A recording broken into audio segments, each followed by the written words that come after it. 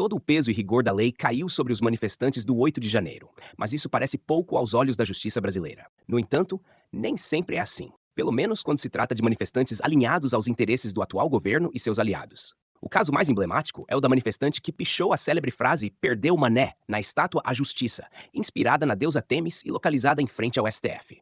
O episódio gerou uma verdadeira onda de protestos nas redes sociais. Ela está sendo julgada pelo próprio STF e pode pegar 14 anos de prisão, além de uma multa de 30 milhões de reais por danos morais.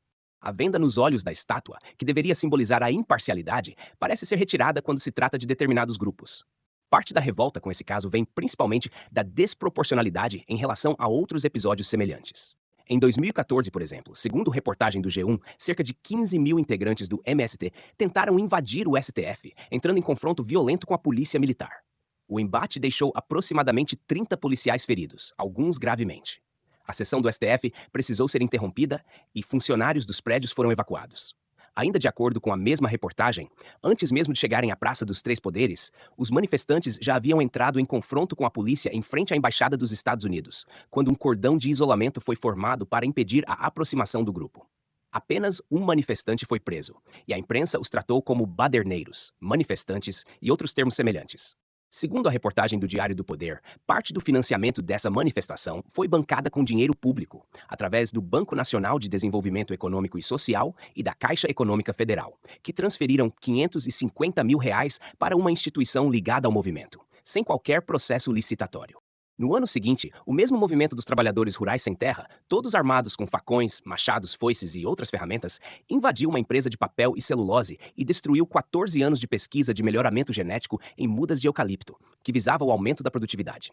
Aqui eles foram classificados como um grupo de mulheres e não como um grupo terrorista.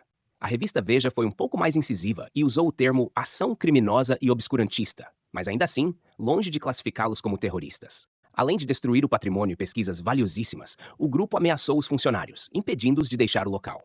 A mesma estátua que foi pichada com batom no atual 8 de janeiro de 2023 já havia sido vandalizada em 2016 por dois homens que protestavam contra a descriminalização da interrupção da gravidez, aprovada pelo Supremo Tribunal Federal.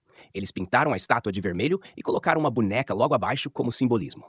Já em 2017, outro protesto violento tomou conta de Brasília, onde vários prédios foram depredados e até incendiados. Cerca de 45 mil pessoas se concentraram na esplanada dos ministérios. Houve confronto com a polícia, muito quebra-quebra, e 3 ministérios foram incendiados. O confronto com a polícia foi intenso, mas protagonizado principalmente por manifestantes mascarados, os chamados Black Blocs. Evacuado o Ministério do Turismo. Houve ali alguns manifestantes que quebraram vidros desses ministérios e agora no Ministério da Agricultura a gente vê esse fogo dentro do ministério, nessas imagens que vocês veem aí ao vivo. Essa fumaça preta está saindo de dentro do Ministério da Agricultura, a informação que a gente tem neste momento, Maria. Então, alguns manifestantes fazem barricadas em diversos pontos da esplanada. Por que a lei está sendo aplicada de forma tão dura atualmente? Por que as mesmas pessoas que foram anistiadas no passado, que receberam indultos por crimes de corrupção ou que tiveram perdão por delitos gravíssimos, são as que mais incentivam essas punições?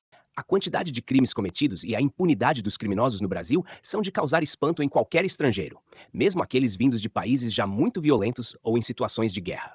Claro que um erro não justifica o outro, mas não seria razoável que as mesmas regras se aplicassem a todos? Diante disso, é legítimo questionar os motivos que levaram o movimento do 8 de janeiro a ser classificado como terrorista e golpista, resultando em penas tão severas como a da mulher que pintou a estátua com batom. Uma mãe de família que agora deixa 2 crianças sem seus cuidados. Como ela, milhares de pessoas estavam ali, acreditando estar exercendo um direito constitucional. Alguns, como morador de rua, foram presos e receberam fianças impossíveis de pagar. Outros comprovaram que não estavam no local para protestar e ainda assim foram detidos. Houve até quem sequer tenha entrado nos prédios públicos, permanecendo apenas em frente aos quartéis e mesmo assim foram encarcerados. Se criminalizarem o direito do povo de se manifestar e de expressar opiniões contrárias ao governo que, supostamente, foi eleito de forma democrática, então não restam mais resquícios de democracia. Vale lembrar que um certo deputado que confessou o uso de rachadinha foi perdoado mediante um acordo com a justiça.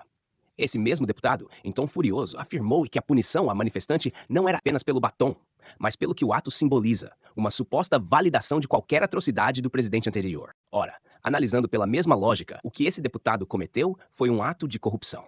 E a corrupção talvez seja o pior dos crimes. É através dela que bandidos se instalam em todas as esferas da sociedade, que dinheiro deixa de ser investido em áreas essenciais como saúde, segurança e infraestrutura. Para comprovar isso, basta observar quantas vidas são perdidas diariamente para a violência neste país.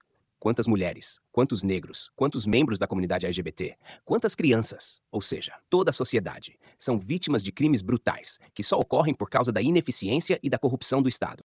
Da mesma forma, pergunte-se quantas pessoas são vítimas de estradas mal sinalizadas ou repletas de buracos. Quantas perdem a vida à espera de atendimento médico por falta de equipamentos ou insumos nos hospitais. Na verdade, essas pessoas não são vítimas do buraco na estrada ou da falta de médico. Elas são vítimas da corrupção, de um Estado ineficiente e permissivo com bandidos e rígido com quem cobra seus direitos. Sendo assim, o crime de rachadinha do deputado deveria ser duramente punido, não apenas pelo valor envolvido, mas pelo que representa. Uma prática que vitimiza milhares de pessoas todos os dias. E esse foi o principal motivo de tantas pessoas estarem ali se manifestando.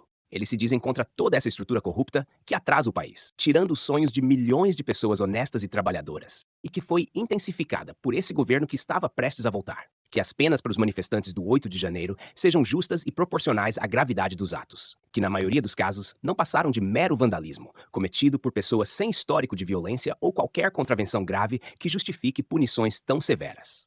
Se você gostou deste vídeo, curta e inscreva-se no canal. Até a próxima!